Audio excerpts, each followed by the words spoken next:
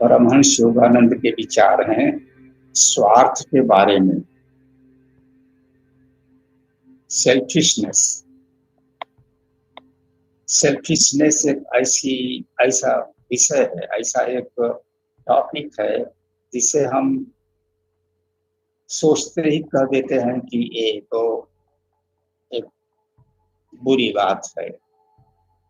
This is not good.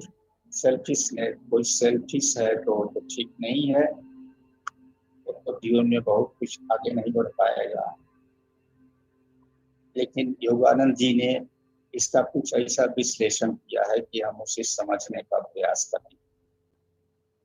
Selfishness की बात, उसका मतलब होता है स्वार्थ, स्व, जो अपना ही अर्थ देखता है, यानी अपनी ही सुविधा देखता है और उसी के ऊपर हमेशा केंद्रित रहता है, दूसरे की बात नहीं सोचता।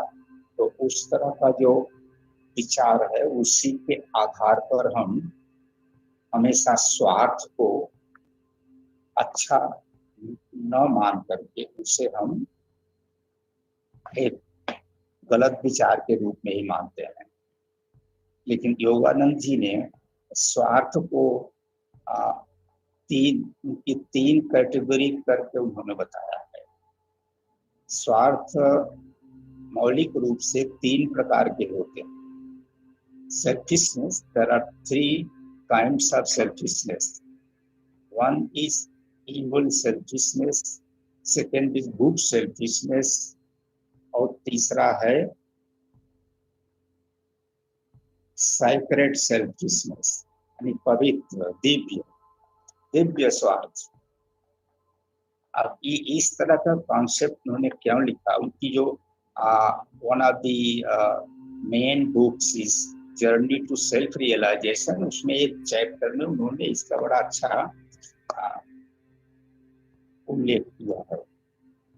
तो ये तीन तरह के स्वार्थ कैसे पैदा हुए, कैसे आते हैं, ये आप from where this concept comes, इसको बड़े आसानी से समझ सकते हैं हम कि सवाल अर्थ का नहीं है, सवाल स्व का है। हमारी जो शरीर है इसे भी हम स्व कहते हैं, ये मेरा अपना शरीर है, लेकिन आत्मा भी तो अपनी शरीर है, तो वो भी स्व है। दरअसल हमारे पास तीन स्व हैं। अगर हम तीन शरीर की बात सोचें तो हम जैसे तीन तरीके से विभिन्न स्तरों पर थोड़ी भिन्नता के साथ हमारे पास तीन शरीर हैं, तो हम भी तीन स्व हैं मेरे पास। एक तो है भौतिक, जिसे हम स्थूल बॉडी कहते हैं। फिर सूक्ष्म बॉडी जो एस्ट्रल बॉडी है वो, फिर जो सूक्ष्मतम बॉडी है that is called causal body, कारण शरीर। अब ये तीनों को लेकर के इसी आधार पर हम उसे समझ सकते हैं कि तीन प्रकार के स्व भी अगर हैं तो स्वार्थ भी तीन प्रकार का है। कोई ध्यान करके और अपनी आत्मा को रियलाइज करना चाहता है तो वह तो एक दिव्य स्वार्थ हुआ। अब चूंकि हम बहुत दिनों तक ईश्वर के द्वारा दिए गई जो स्वतंत्रता है, जो फ्रीडम है, उसका मिसयूज करके हम इतने पतित हो गए हैं। जैसे एक राजा का बेटा, राजकुमार या युवराज जो कहिए, अगर वो कोई नशा पी के, शराब पी के गिरा हुआ है रास्ते पर, तो उसे नहीं मालूम है कि वो राजकुमार है, क्योंकि नशे के बस में है वो। जो नशा उसको जैसे दिखाएगी वैसा वो देखेगा, जो सोचने को बातें करेगी वही सोचेगा। तो हम लोग उस राजकुमार की तरह ही हैं कि हम इतना ज्यादा मिसयूज किए हैं अपनी स्वतंत्रता का, ईश्वर के द्वारा दी हुई स्वतंत्रता का इतना मिसयूज किया है। अब हम उस शराबी राजकुमार की तरह हैं और भूल गए हैं कि हम राजा के पुत्र हैं। जब नशा पूरा उतरेगा तब हमको मालूम होगा कि आखिर हम हैं कौन। यही है पूरी बात साधना की, ध्यान की, सबकी यही बात। हमें भूल गया है कि हम ईश्वर की संतान हैं और जैसा ईश्वर है हम वैसे ही। और ईश्वर ने जब हमें बनाया था तो हमें सारी सारी सामर्थ्य दिया था कि ईश्वर की तरह हम व्यवहार करें, ईश्वर की तरह हम चमकते हुए चेहरे से चाहे जिधर भी जाए उधर इतनी आवरा बनती रहे कि वहां का वातावरण भी शुद्ध हो जाएगा जहां से हम गुजरेंगे। क्योंकि हम उतने अच्छे हैं जितना अच्छा भगवान होता है। इसीलिए कहा जाता है ना कि God has created us in his image, in his likeness. जैसा भगवान है वैसा ही हमको बनाया। एक साधारण तरीके से भी समझ सकते हैं कि बेटा बाप की तरह ही तो होगा ना, जैसा बाप है उसी तरह बेटा होना चाहिए। अब आज क्या हो रहा है, क्या हो चुका है, वही तो बहुत बड़ी समस्या बन गई है। लेकिन उससे निपटने के लिए, उससे लड़ने के लिए साधना का रास्ता ही खोज लिया गया है। आज नहीं, हजारों वर्ष पहले से। जैसे उदाहरण के लिए योग ध्यान जो है वो सबसे ज्यादा वैज्ञानिक तरीका है, वैज्ञानिक तरीका है, मनोवैज्ञानिक तरीका है ईश्वर को पाने का। तो ऋषियों मुनियों ने खोज के रास्ता भी बना दिया है कि ये जो नशे में हमेशा चूर चूर होकर सड़क पे पड़ा रहता है, गली में नाली में पड़ा रहता है, ये जो राजा का लड़का, तो इसको ज्ञान कैसे हो? इसको नशा इस तरह से उतारना पड़ेगा। और वो नशा रूपी जो वासनाएं हैं हमारे मन में, हृदय में, शरीर में, हमें उससे छुटकारा पाना होगा। तभी हम समझ पाएंगे कि हम कौन हैं। अब यही तो साधना है, बड़ी सीधी सी बात है। हम ध्यान करते हैं 2 घंटे 4 घंटे रोज करते हैं, 1 बरस 2 बरस 10 बरस 20 बरस सारा जीवन करते रहते हैं। इसलिए कि हम जो अपनी आइडेंटिटी को भूल गए हैं एकदम से। कोई कहता है या हम कोई धर्म ग्रंथ में पढ़ते हैं कि हम ब्रह्मास्मि, तो एक बार तो अच्छा लगता है कि इसके माने हम भगवान की हैं, हम भगवान के समान हैं, भगवान की ही संतान हैं हम। लेकिन वो इंटेलेक्चुअल बात है, इंटेलेक्चुअल नॉलेज है, उसे रियलाइज करना यानी उसकी अनुभूति करना हमें आवश्यक है। तभी हम अपने मन में, अपने शरीर के, आत्मा के, हृदय के कण कण में हम तब जब जान जाएंगे कि हम ब्रह्म हैं। तो वही है जहां हमारी साधना के माध्यम से हमें पहुंचना है। तो इसी तरह से अब जो थोड़ा स्वार्थ के तरफ देख लें, जो अपने इस आत्मरूपी स्व जो है उसको जो आगे बढ़ाता है, उसके असली स्वरूप को देखने पहचानने के रास्ते पर ले जाता है, वो स्वार्थ जो है उसे योगानंद जी ने कहा कि that is sacred, sacred selfishness. वो सेल्फिश है यार। अब देखिए उसे सेल्फिश आमतौर पे लोग साहित्यिक तौर से लिटरली इसको स्वार्थी कहते हैं। तो यही है कि जैसे मान लीजिए अब कोई व्यक्ति है वो कुछ एडवांस हो गया है, वो दिन भर ध्यान में बैठा रहता है, तो उसके घर के भी लोग कहते होंगे यार ये तो ताऊ जी या चाचा जी ये तो हमेशा ध्यान करते रहते, हमेशा ध्यान करते रहते, उसी धुन में लगे रहते हैं। कहीं मेला हो रहा है, कहीं और कोई फंक्शन हो रहा है, बच्चे भी सोचते हैं कि हमको लेके चलो, अब उनके पास टाइम नहीं है। तो पहला जो विचार आएगा वो कहेगा वो भी एक स्वार्थी, धर्म के नाम में, अध्यात्म के नाम में, भगवान के नाम में ये स्वार्थी हैं। इसलिए स्वार्थी की जो संज्ञा उसे दी जाएगी, उसे सुनना पड़ेगा, सचमुच हम स्वार्थी। लेकिन हमारे स्वार्थ का जो उद्देश्य है, हमारे स्वार्थ का जो आदर्श है, हमारे स्वार्थ की जो विधि है वो कितनी दिव्य है, जब उस पर हम ध्यान दे जाएंगे तो समझ में आएगा कि वो स्वार्थ तो संभवतः परमार्थ से भी ज्यादा अच्छी है।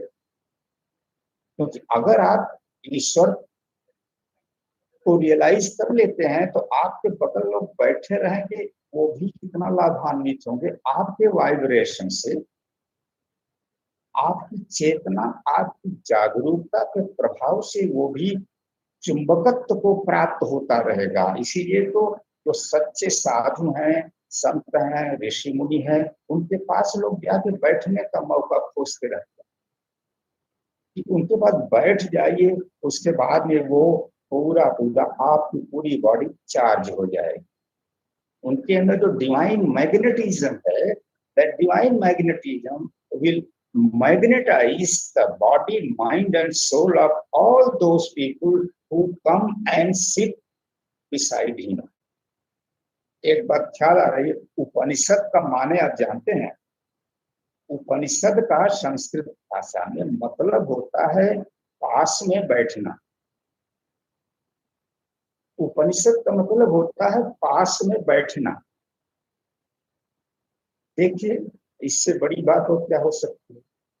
और मैंने कभी जिक्र किया है कि एक महान योगी, गॉड रियलाइज्ड योगी जो है, हिमालय में बैठ के ध्यान करके जितना पॉजिटिव एनर्जी पैदा कर देता है, उतना पचासों सैकड़ों अत्याचारी, आतताई, राक्षसी प्रकृति के लोग जो हैं, जो मर्डर करते हैं, जो लोगों को तकलीफ देते हैं, जितना निगेटिविटी वो पैदा करते हैं, उससे ज्यादा निगेटिविटी एक साधु, सच्चा साधु अगर कहीं बैठ कर ध्यान करता है तो उतना वाइब्रेशन पैदा, उससे ज्यादा वाइब्रेशन पैदा करता है। तो हमें वो चीज बनाने के लिए हमें वो जागरूकता, वो डिवाइन अवेयरनेस हम अगर प्राप्त करने के लिए हम स्वार्थी से भी बड़े स्वार्थी की तरह हम अपने उसमें साधना में लगे रहते हैं, तो that is what Yogananda ji says, that is separate selfishness. जब सेल्फ कई तीन तरह का है तो उस तरह से सेल्फिशनेस भी तीन तरह का होगा। अब कोई आदमी है वो केवल ये है कि वो तामसिक, अब देखो यहाँ पर इस तरह से लिखा, उसमें पहले उसका मतलब समझ लीजिए कि जो इविल सेल्फिशनेस जो है उसमें केवल टोटल अपने बारे में ही सोचता है कोई। अब देखिए उसमें अपने बारे में भी वो इविल, गुड और सेक्रेट सेल्फिशनेस तीनों आएंगे। जितना हम शरीर के साथ अपने मन को आसक्त करने में जितनी हम मेहनत करते हैं, वो हमारा जो है वो हमारे भीतर में ही वो इविल सेल्फिशनेस हो गया, शरीर के लिए ही है। वो तामसी प्रकृति वाली बात हो गई। खूब खाएगा, खूब सोएगा, आनंद लेगा, एकदम शारीरिक आनंद लेगा, हमेशा हमेशा शारीरिक वासना, काम, क्रोध, लोभ, ये तीनों का जो है ना वो कंडाल भर के रख देगा बगल में, उसी को पिएगा, खाएगा, सोएगा, तो वो भी तो स्व हुआ। लेकिन वो योगानंद जी के हिसाब से वो दैट इज इविल सेल्फिशनेस, वो आपको विनाश की तरफ ले जा रहा है। इस जन्म में आदमी है, अगले जन्म में आदमी होंगे कि नहीं होंगे, वहां वो यहाँ पे एक क्वेश्चन मार्क ला रहा है। इस बात को वो एकदम अनिश्चित कर रहा है कि अगले जन्म में मानव बनेंगे कि नहीं बनेंगे। तो जो उस तरफ ले जा रहा है वो भी स्वार्थ है, लेकिन वो सबसे गंदा स्वार्थ है। That is what is called by Yogananda ji as evil selfishness. दूसरा आता है गुड सेल्फिशनेस, वो न्यूट्रल टाइप का है। हम अपना भी विकास चाहते हैं और साथ में दूसरे का भी विकास चाहते हैं। अब अपना जब कहते हैं तो उसमें वो तीनों कैटेगरी लगी हुई है।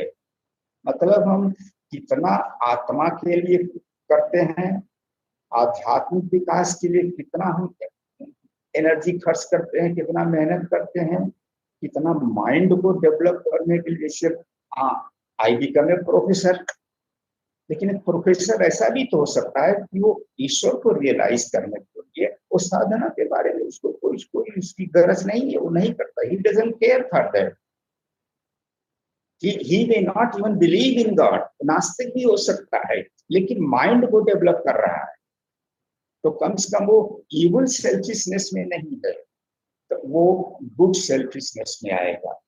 और अगर अपने साथ दूसरे का भला कर रहा है, अगर मानवता की सेवा कर रहा है, तो वो गुड से सैक्रेड की तरफ से उसका जो उन्मुखता जो है वो सैक्रेड की तरफ जाएगा। तो इसी तरह समझिए कि अगर हम बॉडी के साथ अटैचमेंट बढ़ा रहे हैं, तो हमारा जो स्वार्थ वहां है वो इवल सेल्फिशनेस है, वो बुरा सेल्फिशनेस है। और अगर हम बॉडी जो कि ग्रॉस मटेरियल है, वो फ्लेश, बोन और ब्लड से बनी हुई जो शरीर है, हम उससे और सूक्ष्मता की ओर जाते हैं, यानी मन की तरफ जाते हैं, अपने नॉलेज को बढ़ाते हैं, अपने अनुभव को भी बढ़ाते हैं, और तब हम आगे बढ़ रहे हैं। तो वो जो इवल वाला है, जो तो शरीर के साथ नशा करो, खूब खाओ, सो, और इसके बाद बीमारियों का घर बन जाओ, तो उससे अच्छा स्वार्थ ये है कि हम सोच समझ के जीते हैं। We live a intellectual journey, एक बौद्धिक जीवन हम व्यतीत करते हैं, तो उसको न्यूट्रल में रखा गया है। दूसरे की मदद अगर करते हैं तो हम हैं इंटेलेक्चुअल जर्नी में, लेकिन हम दूसरे के काम आते हैं, इसलिए हमारी उन्मुखता जो है वो आध्यात्मिकता की तरफ है। तो इसलिए हम उसमें जो सात्विक जो स्वार्थ है उससे तरफ जाते हैं। तो यहाँ देखिए अपने आप निकल आया फार्मूला कि स्वार्थ भी 3 तरह का हुआ, तामसिक स्वार्थ, राजसिक स्वार्थ और सात्विक स्वार्थ। सात्विक स्वार्थ ये है कि हम वही काम ज्यादा करते हैं जो हमें हमारी पूरी मेंटेलिटी को, हमारी पूरी जीवनचर्या को सात्विक बना देता है, यानी अध्यात्म की तरफ ले जाता है। और जो राजसिक है वो धार्मिक बात है, हम धर्म के जो असूल हैं उसके हिसाब से अपनी जिंदगी हम बिताते हैं। यानी एक सोल्जर या जैसे कोई महारथी है, तो वो युद्ध कर रहा है, मानवता की रक्षा कर रहा है, देश की रक्षा कर रहा है, तो वहां पे वो राजसिक में आ रहा है, क्योंकि वो उतना ज्यादा समय नहीं देता ईश्वर को पाने के लिए, लेकिन परोपकार में दे रहा है। तो वो जो तामसिक स्वार्थ है उससे ऊपर उठ गया है, तो बीच में है, इसकी रक्षा कर रहा है। उसके बाद जैसे पहले राजा होते थे, जब राजा दशरथ, जब राम बड़े हो गए तो राजा दशरथ से वशिष्ठ मुनि ने कहा कि अब तो राम बड़े हो गए हैं, अब आप जो है ना, अब बस चले जाइए जंगल और साधना कीजिए। तो देखिए उतने दिन तक वो राजसिक स्वार्थ में थे। उसके बाद जब गुरु की आज्ञा हुई, राम बड़े हुए, उनके अभिषेक की, जब राज्याभिषेक की बात की आई, तो दशरथ ने मान लिया, हाँ ठीक है हम जंगल जाएंगे। सब राजा ही करते थे, राजा रानी दोनों जंगल में चले जाते थे साधना करने, तपस्या करने के लिए, और उनका जो पुत्र होता था वो राजा बनता था। तो इसी तरह से तामसिक स्वार्थ, राजसिक स्वार्थ और सात्विक स्वार्थ, इतना आज मैं जो बोल रहा हूं इसका जो बीज मंत्र है वो यही है कि हम स्व को समझें, ठीक ढंग से समझे रहे। हमेशा स्व की क्या इमेज है उसे अपने मन में एकदम क्लियर रखना चाहिए। अहम ब्रह्मास्मि वो भी स्व है ना, यानी हमारा स्व क्या है, ब्रह्म है, क्योंकि ब्रह्म का स्व कौन है, हम हैं। तो इस तरह का जो स्वार्थ है वो कितना दिव्य है, कितना कल्याणकारी है। कितना और लोगों का भला करने वाला इन तरह के होंगे। और योगानंद जी ने वहां पर एक चीज और कहा कि नेशनल सेल्फिशनेस, एक देश का जो स्वार्थ है वो भी एक नेशनल स्वार्थ हुआ। एक देश दूसरे देश से लड़ता रहता है, उसकी जमीन को दखल करता रहता है, उसको कंपटीशन में पीछे करता रहता है, अपने को अच्छा से अच्छा औजार बनाता है, न्यूक्लियर वेपन ला गया है। अब ये गणना हो कि कौन कौन देश जो है वो न्यूक्लियर है, यानी न्यूक्लियर वेपन किसके पास है। तो न्यूक्लियर वेपन रह करके बड़ा हो गया, तो जैसे पाकिस्तान के पास भी तो न्यूक्लियर वेपन है, हमेशा उसका अहंकार इतना बड़ा रहता है कि मेरे पास न्यूक्लियर वेपन है। लेकिन उसको कौन समझाएगा कि आप तो ये हालत हो गई, इतना भिखारी हो गया, अब उसे न्यूक्लियर वेपन बेच करके आटा खरीदना पड़ेगा। तो इस तरह से स्व का, अब जो आटा दाल नहीं है खाने को पब्लिक को वहां पे, अभी आज के पेपर में है कि सऊदी अरबिया ने पाकिस्तान को चिट्ठी लिख के भेजा है कि इतने ज्यादा भिखारी आ रहे हैं पाकिस्तान से कि उसके लिए हमें कुछ करना होगा, आप रोकिए। नहीं तो जो तीर्थयात्री आते हैं सऊदी अरबिया माने मक्का मदीना वाली जगह है, तो तब आपके जो पिलग्रिम आते हैं, जो तीर्थयात्री जो आते हैं, तो उनके ऊपर समस्या है कि आप भिखारियों को रोकिए। तो भिखारी वाला जो पाकिस्तान है वो भी तो उसका स्व है, लेकिन इंडिया का जो अपना स्व है चमक रहा है चारों तरफ। आप जानते हैं आज सबसे लेटेस्ट न्यूज आज की ये है कि ऐसा कोई प्रेस में आई है, ऐसी बात आई है कि इंडिया जो है वो सबसे तीसरे नंबर पर पावरफुल देश में आ गया। अमेरिका, चाइना, रशिया और यूके, 4 से 5वें जगह पर इंडिया रहता। आज ऐसा कुछ आया है न्यूज कि अब इंडिया तीसरे जगह पर चला गया, रशिया को इंडिया क्रॉस कर रहा। तो वो भी तो स्व है ना। रशिया और यूक्रेन के युद्ध में बिचवाई करने की किसी के पास तजुर्बा नहीं, किसी के पास हिम्मत नहीं, लेकिन उन दोनों देशों ने स्वतः माना कि इस युद्ध की मध्यस्थता अगर कोई कर सकता है तो पीएम नरेंद्र मोदी कर सकता। तो मतलब कि इंडिया अपना वो सात्विक स्व जो है उसको बढ़ा रहा है, उसको मजबूत कर रहा है, उसके लिए साधना कर रहा है। तो इसी तरह से हम लोगों की बातें थोड़ा और समझने के लिए देखिए कि ये जो स्व की बात है, राजा उत्थानपाद जिनके बेटा का नाम था ध्रुव और सुरुचि सुनीति, 2 रानियां थी उनकी। तो राजा बैठे थे और उनकी गोद में ध्रुव जो थे वो सुनीति के बेटे थे, और सुरुचि का बेटा छोटा भाई था, उसका क्या नाम था हमें ख्याल नहीं आ रहा है। तो उसमें उसके राजा के गोद में जाकर ध्रुव बैठ गए। छोटी रानी जब आई, छोटी रानी हमेशा राजा के ऊपर हावी रहती थी, वो आई दौड़ के और उसको उनके गोद से उठा के झट से खींच के बगल पर मट्टी जमीन पर खड़ा कर दिया, बोला इस पर तुम्हारा अधिकार नहीं, राजा के इस गोद में मेरा बेटा बैठेगा। अब देखिए ये भी एक स्व है, रानी कहती है कि इस पर मेरा बेटा बैठेगा, तुम नहीं बैठोगे। अब ध्रुव रोने लगा, अपनी माँ के पास गया तो माँ बोली, माँ हमेशा तभी रहती थी, राजा कुछ बोल नहीं पाते थे, सुरुचि ही सबको कंट्रोल करके रखा था, छोटी रानी। तो उसकी माँ ने कहा, रो दिया उसने, उन्होंने कहा कि देखो बेटा, वो राजगद्दी जो है ना, उसका मतलब ये कि वो छोटे लड़के को ही गोद में बैठने के लिए कह रही है कि उसका बेटा राजा बनेगा। तो अब यहाँ की राजगद्दी मैं कुछ नहीं कर सकती। बोला तब कैसे होगा? बोले कि केवल नारायण तुम्हें वो पदवी दे सकते हैं।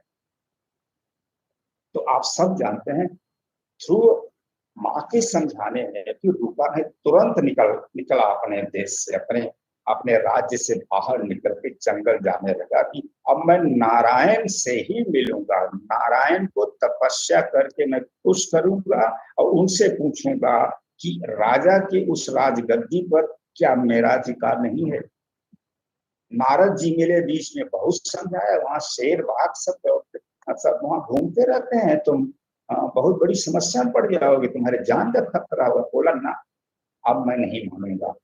तो ठीक है, नारद जी ने उनको मंत्र भी बता दिया कि तुमको तपस्या में इस मंत्र का जाप करना है और तुम्हें इतनी अब चारों तरफ आवरा रहेगी तुम्हारे दिव्य शक्ति की कि तुम्हें कोई जानवर वगैरह, कोई जंगल में कोई तुम्हारी क्षति नहीं कर पाएगा, फल फूल खाओगे। तो उसके बाद ध्रुव ने कितनी तपस्या की कि नारायण प्रकट हुआ। अब देखिए क्या हुआ, तो जब उन्होंने कहा कि क्या बोलो, क्या वर चाहते हो, क्या, अब उसको राजगद्दी वाली बात जो थी सबसे छोटी बात लगे। अब देखो स्व कहाँ से कहा, छोटी रानी का स्व, सबसे बड़ा स्व जो है वो राजगद्दी है, जो अपने बेटे को बैठाना चाहती है। लेकिन अब ध्रुव के लिए राजगद्दी कोई माने नहीं रखती। जैसे गीता में कहा गया है ना कि जो जो सच्चे संत हैं उनको माटी सोना एक जैसा लगता है। तो ध्रुव वहां पहुंच गया, तो ईश्वर ने कहा तुम मांगो जो मांगना हो। बोला हम कुछ नहीं मांगेंगे, आपके सच्चे भक्तों की एक कहानी भरी है हमारे शास्त्रों में कि जो भक्त से जब भगवान कहते हैं कि मांगो क्या चाहिए, बोलते कुछ नहीं, आपके चरणों में मेरी भक्ति सदा बनी रहे, बस यही हमको चाहिए। उन्होंने कहा ठीक है, अच्छा ठीक है, वो तो ठीक है अपने जगह, मेरे चरणों में ही तेरी भक्ति रहेगी हमेशा, लेकिन मैं तुम्हें एक ऐसी जगह देता हूँ जो बहुत बहुत दिव्य जगह है, बहुत ऊंची जगह है। तो ध्रुव तारा के रूप में ध्रुव आज भी उत्तर की तरफ दुनिया दर्शन करती है। तो इस तरह से अब देखिए वो छोटी रानी का स्व जो था, वो स्व अपने स्व की रक्षा करने में हुआ क्या कि ध्रुव को अपमानित किया, और ध्रुव का जो आध्यात्मिक स्व है उसका प्रमोशन होता चला गया। इतनी तपस्या किया, इतना धक्का लगा, और रानी जो थी वो एकदम तामसिक स्व की तरफ चली गई। तो इस तरह से हमें सोचना पड़ेगा, समझना पड़ेगा। यही बात हिरण्यकश्यप और की प्रहलाद की ही बात थी। हिरण्यकश्यप कहता था तुम मेरी पूजा करो, हु इज नारायण, नारायण कौन होता है, मैं सबसे ज्यादा बुद्धिमान हूँ, सबसे ज्यादा बलवान हूँ, पूजा मेरी करेगा। और सारी जनता को पूजा करवाता था जबरदस्ती। प्रहलाद ने कहा नहीं। अब देखिए प्रहलाद जिस स्व की रक्षा कर रहा है, जिस स्वार्थ की रक्षा करने के लिए इतनी लड़ाई लड़ रहा है, तो कितना कितना उसको तकलीफ दिया गया। अब वहां जाके, अब जाके फिर जब होलिका की कहानी आप जानते हैं, जब होलिका को ये वरदान था कि अग्नि में नहीं जलती थी, तो होलिका के गोद में बैठा करके वो जो होलिका का पूरा उसमें लकड़ी काट सब इकट्ठा करके रख जला दिया। जलाने के बाद क्या था कि प्रहलाद का जो स्व था, क्योंकि वो दिव्य स्व था, उसकी रक्षा किया, करने वाला जो है उसकी रक्षा किया। और होलिका का जो स्वार्थ था वो मट्टी में मिल गया, वो जल गई और प्रहलाद जले नहीं। तो इस तरह से हमें अपनी अपनी जो आत्मिक स्व है उससे संबंधित जो स्वार्थ है उसकी उन्नति के लिए हमेशा सबसे ज्यादा प्रयास करना चाहिए। और जो जो तामसिक जो स्वार्थ है उसके लिए जितना जरूरी हो। अब यह है कि समय खत्म हुआ है, जब हम इस सबको एक साथ मिला के फिर अगर आलोचना करेंगे तो उसमें हर जगह दो किस्म का स्वार्थ जुड़ा रहता है। बस एक उदाहरण ले लीजिए, वाल्मीकि महर्षि। वाल्मीकि जब डकैती करते थे तो जो कोई चाहता था जंगल बंगल में उनके अपना छीनताई कर लेते थे, उनका सामान छीन लेते थे, जो कुछ भी रहता था छीन लेते थे। तो उसके बाद में उन्होंने उनका सोचना ये था कि मैं अपने परिवार का भरण पोषण कर रहा हूँ। अब परिवार का भरण पोषण करना जो है वो सात्विक स्वार्थ की बात है। लेकिन लोगों को पकड़ के वहां पर दंड देना, उनकी सारी चीजें छीन लेना, वो तो माने एकदम बहुत गहराई वाला जो तामसिक स्वार्थ था, वो तामसी। और सात्विक दोनों मिला हुआ है। तो इस तरह से कम ऐसा करें कि हमारा जो सात्विक परसेंटेज है वो दिनों दिन बढ़ता जाए और तामसिक परसेंटेज ऑफ स्वार्थ जो है वो कम होता जाए। तो पहले 50-50 दोनों है, तो सात्विक 60 हो तो वो 40 हो जाएगा, सात्विक 70 हो तो तामसिक 30 हो जाएगा, वो 80 होगा तो 20 होगा, और 90 होगा तो 10 होगा, वो 100 होगा तो 0 हो जाएगा। कोई संत बनता है इसी तरह का बनता है कि उसमें जो तामसिक बातें हैं, जो जो गलत बातें हैं, वो उसका खत्म हो जाता है। He is all good, he lives for good, he does things for others, I mean he, उसमें एक फार्मूला आ जाता है, do good and be good। तो इस तरह से बीच वाला जो स्वार्थ है उसे धार्मिक धार्मिक जीवन कह लीजिए। यहाँ बड़ी अच्छी सूत्र निकल रहा है कि धर्म और अध्यात्म की बात है। अध्यात्म टॉप पे है, धर्म बीच, धर्म जो है वो हमें संसार में रहने के लिए एक बहुत बड़ा सहारा बनता है, उसी के माध्यम से हम अध्यात्म की तरफ उठते हैं।